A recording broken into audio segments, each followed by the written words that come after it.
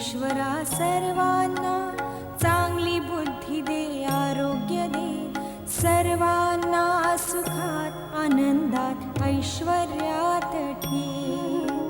सर्वांचं भलं कर, कल्याण कर, रक्षण कर आणि तुझे गोड नाम मुखात अखंड राहू दे.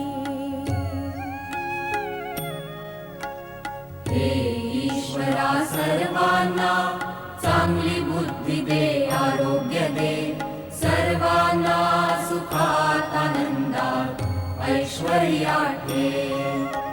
सर्वांचं भलं कर, कल्याण कर, रक्षण कर आणि तुझे गोड नाम मुखात अखंड राहू दे.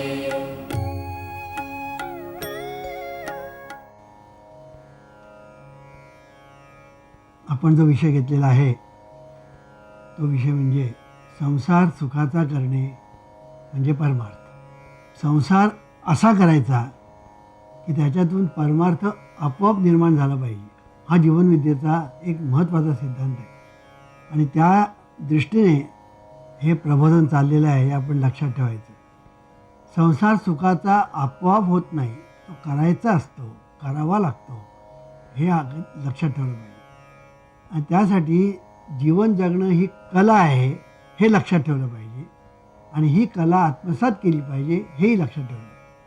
आणि म्हणून जीवन जगणं ही कला आहे हे सांगत असताना ही कला जसे संगीताचे 7 स्वर तसं जीवनसंगीताचे 7 स्वर मी सांगितले.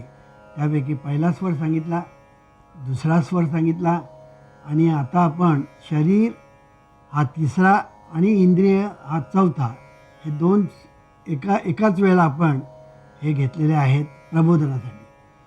आपलं हे जे शरीर आहे आणि त्या शरीराला लटकलेली इंद्रिय म्हणजे ज्ञानेंद्रिय आणि कर्मेंद्रिय ही जी आहेत, हे शरीर सर्वार्थाने, सर्वांगाने, सर्व दृष्टीने अत्यंत महत्त्वाचं आहे हे आपण लक्षात ठेवायचं. अनेक वेळा मी सांगितलं की शरीर नाही तर काहीही नाही, शरीर आहे तर सर्व आहे. हे मी पुन्हा पुन्हा सांगतो. शरीर आहे तर देव आहे, शरीर आहे तर धर्म आहे, शरीर आहे तर जात आहे, शरीर आहे तर पंथ आहे, शरीर आहे तर संप्रदाय आहे, शरीर आहे तर बायको, नवरा, मुलं, ऑफिस बिफिस सगळे जे आहे, शरीर आहे तर शरीरच नाही तर हे सगळं बाकीचं आहे काय? काहीच नाही, शून्य. आणि म्हणून शरीराचं महत्त्व अपरंपार आहे हे जीवनविद्येने ठासून सांगितलं.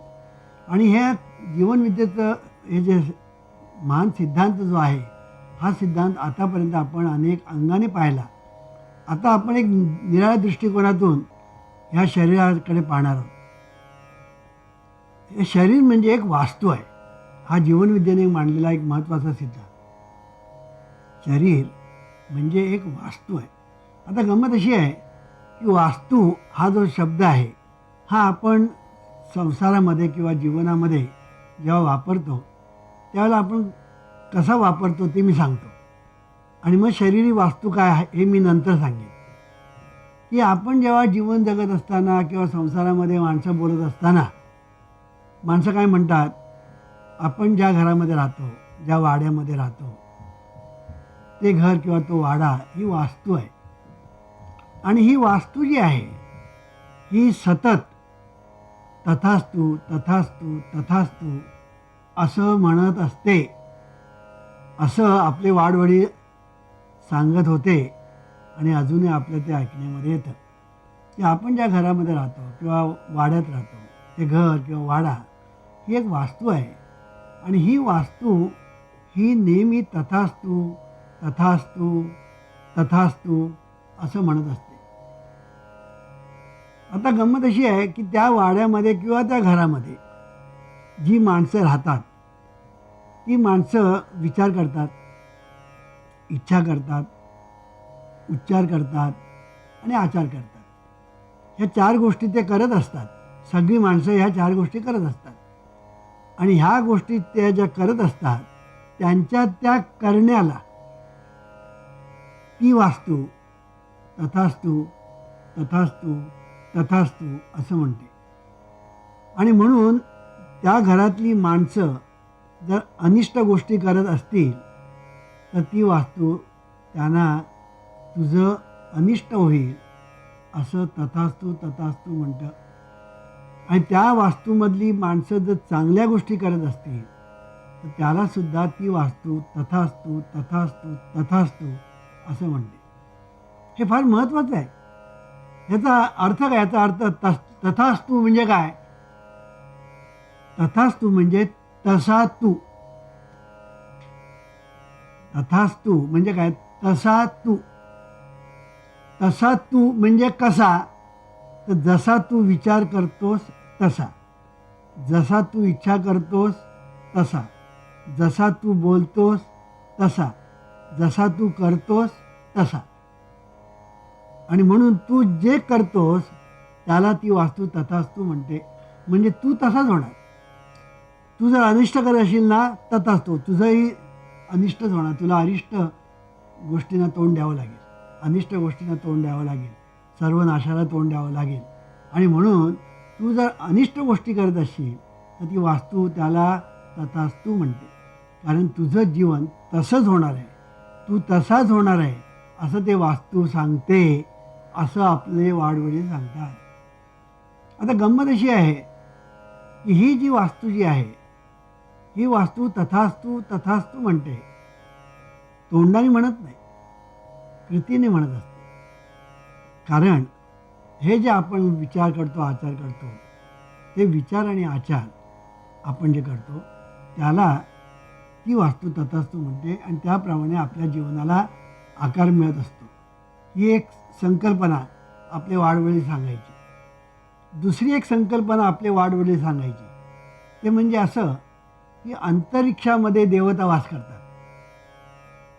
अंतरिक्षामध्ये देवता वास करतात आणि त्या देवता सतत तथास्तु तथास्तु तथास्तु म्हणत असतात.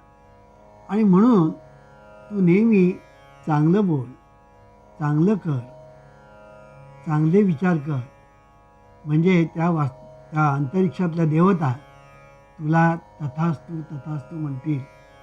आणि म्हणून आपले वाडवडील सांगायचे की अंतरिक्षामध्ये देवता आहेत, तथास्तु म्हणतात, आणि म्हणून शुभ बोल रे नार्या असं आपल्याला ते सांगायचे. थोडक्यात अंतरिक्षामध्ये देवता तथास्तु म्हणतात ही आपल्याकडे एक संकल्पना आहे. तर जीवनविद्येने ही संकल्पना वेगळ्या तऱ्हेने मांडलेली आहे. ती म्हणजे अशी की आपल्या अंतरिक्षामध्ये याचा अर्थ अंतर्मन. अंतरिक्षामध्ये हा जो शब्द वापरला आहे, जीवनविद्या सांगते अंतर्मनामध्ये देवता वास करतात आणि या देवता तुम्हाला तथास्तु तथास्तु तथास्तु असं म्हणतात. आणि म्हणून ह्या ज्या अंतर्मनामध्ये ज्या देवता आहेत, ह्या देवता म्हणजे दुसरं तिसरं काय नाही तर ज्याला आपण creative forces of the universe असं म्हणतो, ते creative forces of the universe किंवा forces of the subconscious mind असंही आपण त्याला म्हणतो. तर एके ठिकाणी डॉक्टर मर्फी असं म्हणतात की तुमच्या ठिकाणी though invisible the forces of the subconscious mind are mighty. Within your subconscious mind you will find solution for every problem and a cause for every effect असं एके ठिकाणी आणि डॉक्टर मर्फीने म्हटलेलं आहे. थोडक्यात तुमच्या सबकॉन्शियस माइंडमध्ये ज्या फोर्सेस आहेत त्यालाच अंतरिक्षामध्ये देवता असं जीवनविद्या सांगते.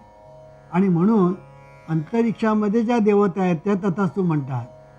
ह्याचाच अर्थ असा की आपल्या अंतर्मनामध्ये ज्या क्रिएटिव्ह फोर्सेस आहेत आणि forces of the subconscious mind वास करतात ते आपल्या सर्व गोष्टीला साथ देतात. म्हणजे तथास्तु तथास्तु तथास्तु असं म्हणतात. आणि म्हणून आपण जे करतो, बोलतो, विचार करतो, आचार करतो त्या सर्व गोष्टीला ॲक्शन असं म्हणतात. आणि ह्या ॲक्शनला रिॲक्शन ही होतेच. ॲक्शन म्हटली की रिॲक्शन होणार, क्रिया म्हटली की प्रतिक्रिया होणार. म्हणून भाव तसा देव, भाव तसा देव याचा अर्थ ॲक्शन तशी रिॲक्शन. आणि म्हणून ही आपण जे विचार, उच्चार, आचार करतो त्या विचार, उच्चार आणि आचार याप्रमाणे आपल्या अंतर्मन आपल्याला साथ देत असते. आणि म्हणून आपल्या जीवनामध्ये साडेसाती निर्माण करायची का आपल्या जीवनामध्ये अंतर्मनाने आपल्याला अनुकूल साथ द्यायची, हे सर्व तुझ्या हातात आहे. आणि म्हणून तूच आहेस तुझ्या जीवनाचा शिल्पकार. आता गंमत अशी आहे की आणखीन एक वास्तू नावाचा एक प्रकार आहे. तो म्हणजे हे शरीर आहे ना, हे शरीरच वास्तू आहे. हे आपलं हे जे शरीर आहे ना, हे शरीरच वास्तू आहे. म्हणजे काय तर तू बघा, तू वास करतो शरीरात, म्हणून शरीर ही तुझी वास्तू. लक्षात आलं ना? तू वास करतो शरीरात, म्हणून शरीर ही तुझी वास्तू. आणि म्हणून ही शरीर आहे, हीच वास्तू आहे. आणि ह्या शरीराच्या ठिकाणी तू वास करतोस. आणि म्हणून तू म्हणजे आपण प्रत्येकजण मी म्हणतो. मला उद्देशून मी म्हणणार, तुम्हाला उद्देशून तू म्हणणार. तेव्हा मी म्हणणारा किंवा तू म्हणणारा हा जो कोण मी आहे, हा जो मी आहे, हा मी या शरीरामध्ये वास करतो. हे आपण लक्षात ठेवायचं. आणि म्हणून शरीर ही वास्तू आहे. म्हणून या शरीराच्या द्वारे आपण जे करतो ते सर्व ॲक्शन या सदराखाली येतं. आणि त्याला प्रतिक्रिया म्हणजे रिॲक्शन ही होतच असते. आणि म्हणून हे आपल्या ठिकाणी मी म्हणणारा जो आहे, हा मी या वास्तूमध्ये म्हणजे शरीराच्या ठिकाणी जे करतो, चांगलं किंवा वाईट, इष्ट किंवा अनिष्ट, बरं किंवा बुरं, हे जे काही करतो त्याचा परिणाम असा होतो की त्याचप्रमाणे त्याला रिॲक्शन्स बुमरँग होऊन त्याच्याकडे परत येतात. आणि त्याला तथास्तु तथास्तु तथास्तु असं म्हणतात. म्हणून आपलं हे जे शरीर आहे, हे शरीर वास्तू आहे, हे कधीही विसरता कामा नये. शरीर वास्तू आहे. आणि ह्या वास्तूच्या ठिकाणी आपण सावध राहिलं पाहिजे. कारण आपण जे करू त्याला हे शरीर वास्तू म्हणणार. किती बघा, इट इज सो सिम्पल.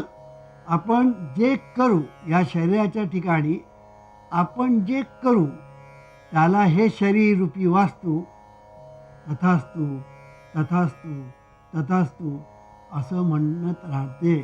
आणि म्हणून तथास्तु म्हणजे तसा तू. तू जे करतोस तसा तू. तू जे विचार करतोस तसा तू. तू जसा बोलतोस तसा तू. म्हणून विचार करताना विचार करा, बोलताना विचार करा, करताना विचार करा. इतकंच नव्हे तर आपण इच्छा करतो तेव्हा सुद्धा विचार करा, असं जीवनविद्या सांगते. आज माणसं ह्या वास्तूमध्ये आपण राहतो आहोत हे त्याला ठाऊक नाही. की वास्तू तथास्तु तथास्तु म्हणते हे ठाऊक नाही. आपण जे करतो त्याप्रमाणे या वास्तूकडून आपल्याला प्रतिसाद मिळत असतो हे ठाऊक नाही. आणि ह्याचे दुष्परिणाम असं होतं की आपण जीवनामध्ये काहीतरी करत असतो, कसं तरी करत असतो. आणि हे करत असताना आपण कुठल्याही तऱ्हेने विवेक किंवा विचार किंवा शहाणपण दाखवित नसतो. आणि त्याचेच दुष्परिणाम अखिल मानवजातीला आतापर्यंत भोगावे लागलेले आहेत. आतापर्यंत म्हणजे पुरातन काळापासून ते अर्वाचीन काळापर्यंत मानवजातीला जे दुःख भोगावं लागलं त्याचं कारण हे. पण आतापर्यंत हे डायग्नॉसिस झालंच नाही. आणि डायग्नॉसिस काय झालं? संसार वाईट, संसार वाईट, बायको मुलं वाईट, उद्योगधंदा सोडा. कशासाठी? देव मिळण्यासाठी. आणि देव कशासाठी? तर तुमचं कल्याण करणार म्हणून. हे सगळं जे चाललेलं जे आहे आणि पूर्वी जे चालत होतं हे सगळं रॉंग आहे, हे सगळं चुकीचं आहे. एक आपण लक्षात ठेवायचं की हे जे शरीर आहे, शरीर हीच वास्तू आहे. आणि ह्या शरीराच्या ठिकाणी आपण जे करतो त्याला ते तथास्तु म्हणतं, हेही आपण लक्षात ठेवलं पाहिजे. आणि म्हणून तू करताना सावध असलं पाहिजे. संसारी असावे सावध असं म्हटलेलं आहे. जर तू सावध राहशील तर तुला जीवनामध्ये सुख शांती समाधान मिळेल. आणि जर तू बेसावध राहशील तर तुझा वध केव्हा होईल म्हणून सांगता येणार नाही. म्हणून सावध राहा. संसारी असावे सावध, असं आम्ही नेहमी सांगतो. याचं कारण हे आहे, त्या संसारामध्ये सावध राहायचं म्हणजे काय करायचं. गमत अशी आहे, संसारामध्ये सावध राहायचं म्हणजे काय करायचं. सावध राहायचं एवढंच की शरीर वास्तू आहे हे सतत ध्यानात ठेवायचं, लक्षात ठेवायचं, स्मरणात ठेवायचं. ही वास्तू तथास्तू म्हणते आहे हे कधी विसरायचं नाही. आणि आपण जे करतो विचार उच्चार आचार त्यालाही वास्तू तथास्तू म्हणते आहे आणि त्याप्रमाणे सगळं जीवन घडणार आहे हे तू कधीही विसरता कामा नये. एवढं तू लक्षात ठेवलंस, एवढं तू स्मरणात ठेवलंस की तू जिंकलंस. स्मरण म्हणतो आपण, देवाचं स्मरण करा, नामस्मरण करा, अमुक करा तमुक करा असं आपण म्हणतो. पण हे स्मरण करा म्हणून कोणी सांगत नाही. हे जीवनविद्या सांगते. जीवनविद्या असं सांगते, अरे स्मरण तू कर. कोणाचं कर? देवाचं कर. देवाचं स्मरण कर म्हणजे काय? देव म्हणजे काय? जो देतो तो देव, जो देतो तो देव. म्हणून ही जी शरीर आहे ना, हे शरीर देऊन राहिलेलं आहे. काय? रिॲक्शन देऊन राहिलेलं आहे. कारण तुझ्याचकडून होत आहे आणि रिॲक्शन्स याही तुझ्याचकडून होत आहे. लक्षात ठेव, तुझ्या ह्या सगळ्या ज्या रिॲक्शन्स होत आहेत ना, ह्या सबकॉन्शियस माइंडकडून होतात आणि ॲक्शन्स ज्या होतात त्या कॉन्शियस माइंडकडून होतात. आणि हे दोन्ही आपल्याच ठिकाणी. कॉन्शियस माइंड हे आपल्याकडे आहे, सबकॉन्शियस माइंड आपल्याकडे आहे. बहिर्मन आपल्याकडे आहे, अंतर्मन आपल्याकडे आहे. बहिर्मन करतं, सबकॉन्शियस माइंड त्याला तथास्तू म्हणतं. बहिर्मन जे ॲक्शन करतं त्याला रिॲक्शन सबकॉन्शियस माइंड देत असतं. हे आपण लक्षात ठेवलं पाहिजे. आणि म्हणून तुमच्या जीवनामध्ये जे काही चाललेलं असतं, all your experiences, doctor Murphy सांगतात, all your experiences, conditions, events and acts are the reactions of your subconscious mind to your thoughts. गंमत अशी आहे की जीवनामध्ये तू जे विचार करतो, उच्चार करतो, आचार करतो, त्या सर्वाला रिॲक्शन्स तुझ्या सबकॉन्शियस माइंडकडून मिळत असते. म्हणून कॉन्शियस माइंड करतं आणि सबकॉन्शियस माइंड प्रतिसाद देतं. असं आपलं जीवन चाललेलं आहे. हे जर आपण लक्षात ठेवलं तर कॉन्शियस माइंडही शरीराच्या ठिकाणी आहे, सबकॉन्शियस माइंडही शरीराच्या ठिकाणी आहे.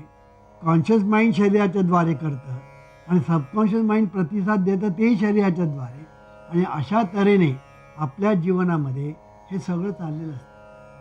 आता गंमत अशी आहे की ज्याप्रमाणे हे शरीर हे वास्तू आहे, त्याप्रमाणे जगामध्ये प्रत्येक शरीर हे सुद्धा वास्तूच आहे. म्हणून जीवनविद्या काय सांगते, आणखीन एक जीवनविद्या सिद्धांत सांगते की हे जे विश्व ज्याला आपण म्हणतो ना, विश्व हीच वास्तू आहे. हे जे विश्व आहे ना, हे विश्व हीच वास्तू आहे. कारण तू विश्वात वास करतो म्हणून विश्व ही तुझी वास्तू. बघा, तू विश्वात वास करतो म्हणून विश्व ही तुझी वास्तू. म्हणून ज्याला आपण विश्व म्हणतो, हे विश्व ही आपली वास्तू आहे. आणि ही वास्तू तथास्तू तथास्तू तथास्तू असं सतत म्हणत असते. म्हणून मी मगाशी म्हटल्याप्रमाणे ही जशी वास्तू आहे तशी जगामध्ये प्रत्येक शरीर ही सुद्धा वास्तू आहे. इतकंच नव्हे तर ज्याला आपण पक्षी म्हणतो, पशु म्हणतो, जलचर म्हणतो, हे सुद्धा वास्तूच आहे. हे सुद्धा वास्तू आहे. आणि म्हणून एखादा कुत्रा तुम्हाला अनुकूल होतो विशिष्ट परिस्थितीत आणि प्रतिकूल होतो विशिष्ट परिस्थितीत. तुम्ही जर त्याला मारायला गेलात तर एक तर तुम्हाला चावेल, नाही तर तो कुठेतरी पळून जाईल आणि डूक धरून तुला पुन्हा चावेल सुद्धा. मग दोन्ही होऊ शकतं. तू जर कुत्र्याला जर मारलंस, दगड मारलं किंवा काठीने मारलं, तर तो कुत्रा तुला चावेल किंवा तुझ्यावर भुंकेल किंवा तो पळून जाईल आणि चावण्याची वाट बघेल. हे का घडलं? तुझ्यातून ॲक्शन जी घडली ती चुकीची घडली. आणि म्हणून कुत्र्याच्या ठिकाणी कुत्रा ही वास्तू आणि कुत्र्याच्या ठिकाणी जे तत्व नांदतं, जी चैतन्य शक्ती नांदते, ती त्या वास्तूमधून तथास्तू तथास्तू म्हणते. आणि म्हणून कुत्र्याला जर तू मारलं तर कुत्रा तुला येऊन चावणार. याच्या उलट कुत्र्याला तू भाकरी घाल, तो कुत्रा तुझ्या पाठी मागेल आणि तुला संरक्षण देईल. मला एक गोष्ट आठवते. आम्ही गोव्याला असताना सुट्टीत जायचो. शाळेला सुट्टी पडली, कॉलेजला सुट्टी पडली की आम्ही गोव्याला जायचो आणि गोव्याला आम्ही तिकडे राहतो. आणि मग आता आमची जी पत्नी आहे त्यांच्या घरातली मंडळी सुद्धा तिकडे यायची, कळलं की नाही. तर ती फॅमिली आणि आम्ही फॅमिली एकत्रच राहत होतो त्यावेळेला. मी लग्नापूर्वीसुद्धा एकत्र राहत होतो. तर सांगायचा मुद्दा, मला चांगल्यापैकी आठवतं एक गोष्ट, ती म्हणजे अशी की घरामध्ये आम्ही जेवल्यानंतर सगळं जे उष्ट आहे ना ती आमची पत्नी म्हणजे माई सगळं गोळा करायची आणि त्या बाहेर कुत्र्याला ती द्यायची, आठवणीने द्यायची. तो कुत्रा एवढा कृतज्ञ की माई कुठेही गेली ना तरी माईच्या पाठीमागे कुत्रा. आम्ही फिरायला गेलो तरी तो कुत्रा आमच्याबरोबर असायचा. कुठेही आम्ही जरी गेलो ना कुत्रा तेव्हा आमच्या बरोबर असायचा. का? आमचं संरक्षण करायचं. का? कुत्र्याला अन्न दिलं, ॲक्शन, आणि कुत्र्याची रिॲक्शन, त्यांनी तुम्हाला संरक्षण दिलं. म्हणजे सांगायचा मुद्दा असा की कुत्रा ही सुद्धा वास्तू आहे. सर्पसुद्धा तुम्हाला जर तुम्ही प्रेमाने त्या सर्पाकडे बघितलं तर सर्प तुम्हाला चावणार नाही. सर्पाला कळतं तू प्रेमाने त्याच्याकडे बघतो आहे, तू मारण्यासाठी बघतो आहे, हे सर्पाला कळतं. तर या ठिकाणचा जो मी आहे तोच मी त्या ठिकाणी आहे. या ठिकाणी जी चैतन्य शक्ती आहे ती चैतन्य शक्ती त्या सर्पाच्या ठिकाणी आहे. आणि म्हणून त्या सर्पाच्या ठिकाणी सुद्धा ती चैतन्य शक्ती नांदते. लक्षात ठेवलं तर तू त्या सर्पाला मारतो आहेस का त्याच्याकडे प्रेमाने बघतोय, सर्पाला कळतं. परिणाम, तो सर्प एक तर तुझ्या अंगावर तरी येईल नाही तर पळून जाईल, तो फुस तरी करेल नाही तर पळून जाईल. सांगायचा मुद्दा असा, जर तू प्रेमाने बघितलं तर तो तुला काही करणार नाही, आपल्या वाटेने निघून जाईल. आमच्या मंडळामध्ये एका नामधारकाने हा प्रत्यक्ष प्रयोग केला. एकदा त्याला वाटेतच सर्प आला. सर्पाने एकदम फळा काढून त्याच्यासमोर उभा राहिला. आमच्या नामधारकाने काय केलं, त्याला अगदी मनोभावाने त्याला नमस्कार केला आणि तिथेच उभा राहिला. तो तिथे उभा, हा इथे उभा, नमस्कार करतो आहे, प्रेमाने त्याच्याकडे बघतो आहे. आणि आश्चर्य म्हणजे तो सर्प होता ना तो आपल्या वाटेने निघून गेला. मी काय सांगतो आहे, जर तो मारायला गेला असताना तर त्या सर्पाने ह्याच्या अंगावर उडी मारली असती आणि याला चावलं असतं. म्हणून क्रिया तशी प्रतिक्रिया. म्हणून हे जे विश्व आहे, या विश्वामध्ये ही विश्व ही वास्तू आहे. आणि विश्वामधली माणसं, पशु, पक्षी हे सर्वांकडून आपल्याला रिॲक्शन्स मिळत असतात. तुम्ही ॲक्शन्स करता त्याप्रमाणे. तुम्ही पक्ष्यांना जर अन्न दिलं तर पक्षी तुमच्या खांद्यावर सुद्धा येऊन बसतील, त्यांना काही तुमची भीती वाटणार नाही. करून बघा की तुम्ही पक्ष्यांना अन्न द्या, ते पक्षी तुमच्या खांद्यावरून बसतील. थोडक्यात विश्व ही वास्तू आहे, शरीर ही वास्तू आहे, ज्या घरात राहतो ती वास्तू आहे. आणि म्हणून तू जे काही करशील ते चांगलं कर, वाईट करू नकोस, सत्कर्म कर, दुष्कर्म करू नकोस. एवढं करायचं आहे तू लक्षात ठेव. आता हे करायचं की न करायचं आहे तू ठरव, कारण तूच आहेस तुझ्या जीवनाचा शिल्पकार. ओम शांती शांती शांती. ओम शांती शांती शांती. ओम शांती शांती शांती.